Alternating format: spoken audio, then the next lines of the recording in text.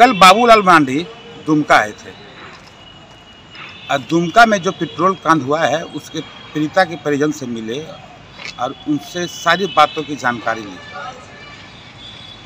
आज सुबह दुमका परिसदन में पत्रकारों को बुलाकर भाजपा विधायक दल के नेता बाबूलाल मरांडी ने प्रेस वार्ता किया और झारखंड की हेमंत सरकार को निशाने पर रखा। आज की प्रेस वार्ता में उन्होंने मुख्यमंत्री हेमंत सोरेन को कहा कि आप जो बात में यह कहते हैं कि हम मुख्यमंत्री आदिवासी हैं इसीलिए हमारे साथ ऐसा किया जाता है, इस बात पर उनको आड़े हाथ लेते हुए क्या कहा बाबूलाल मरांडी ने, आप खुद सुनिए। माने क्या ऐसा भ्रष्ट अफसरों के ऊपर सिर पैक लगा हुआ है मुख्यमंत्री जी रखे हुए और ट्राइबल लोग उसे पीछे जा रहे हैं और ये कहते हैं कि हम आदिवासी इसलिए हमारे ऊपर बीजेपी हल्ला करती है। ये लोग कौन थे? इसके बाद इन्होंने क्या कार्रवाई किया?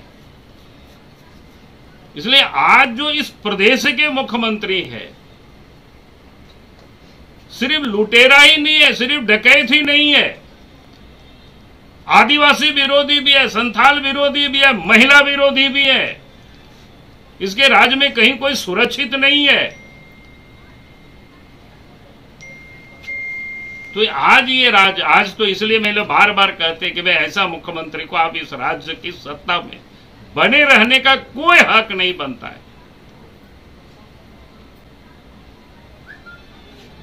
इसमें तो पूरे राज्य में खाली चोरी हो रहा है, रोज डकैती हो रहा है, क्या हो रहा है ये हम सबको पता है। अपराधियों को, दलालों को किस प्रकार से संरक्षण सरकार देती है वो तो आप सब लोगों ने पिछले दिनों देखा। एक दलाल के घर से सीएम की सिक्योरिटी में जो सिक्योरिटी लगे हुए थे उनका AK-47 उनके पास मिलता है और वो सबको धमकी दे रहे थे।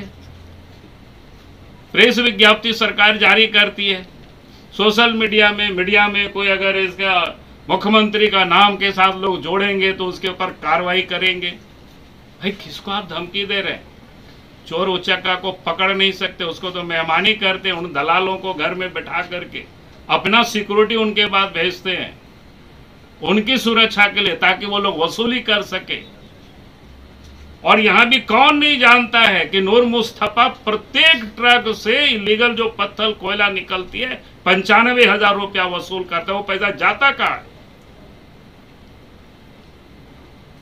और इसीलिए एप्पल शेख की भी गिरफ्तारी नहीं होती है। अगर उनकी गिरफ्तारी होगी तो मुंह खोल देंगे तो लगता है कि इन लोगों की सब कुछ खुल जाएगा, पर्दा हट जाएगी। इसलिए अपराधी कोई लोग बचाते। तो ये हालत है इस प्रदेश की। मैंने तो कुछ एक घटना और जिस प्रकार से अपराधियों का मन बढ़ा और ये सरकार कहती है कि हम आदिवासी के हितैषी हैं, हम संथाल हैं, इसीलिए हमको लोग परेशान कर रहा है। और शिकारीपाड़ा थाना में तो हमें लोग बताया कि एक बार नहीं 3 बार ASI को पदस्थापित वहां किया गया है। कोई एक लखींदर करके है, कोई और दूसरा नाम है किसी का। मैंने क्या है उन लोगों के ऊपर बड़ी अच्छे अफसर है क्या? भाई एक थाना से कोई हटता है तो हट जाता है। कैसे यहाँ काम करती है पुलिस उसका एक उदाहरण है। और वो कह रहे हैं कि सरकार की बहुत हम आदिवासी हितैषी हैं।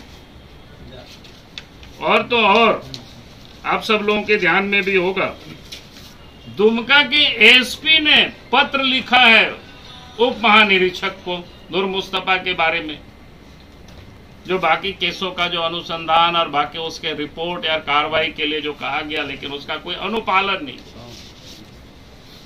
SP भी ट्राइबल है। जब एक SP लिख रहा है पुलिस उप महानिरीक्षक को और इसके बाद भी मुस्तफा बने हुए हैं DSP, यानी किसके दुलारा है?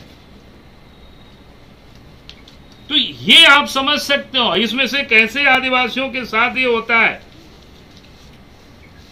फिर मैं आपको कह रहा हूं इसी संथाल परगना की धरती में पुलिस के थाने में ही देबू तोरी वो दलित थे, तालझाड़ी के आप सबको होगा ही, साहेबगंज की घटना।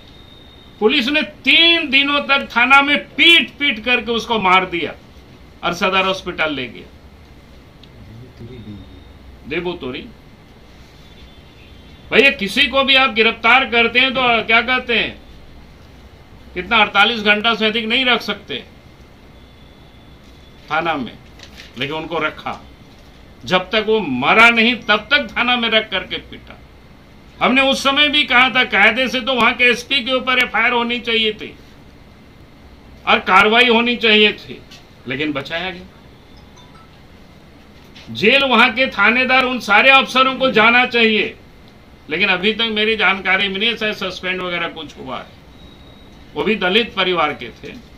बाबूलाल मरांडी ने रूपांतर की मामला हो या और भी आदिवासियों से जुड़ा हुआ वो पुलिस का मामला हो, सभी का जिक्र करते हुए कहा कि वो सभी भी आदिवासी थे और हम उनके लिए अगर आवाज़ उठाते हैं तो सरकार को दिक्कत कहाँ से होती है।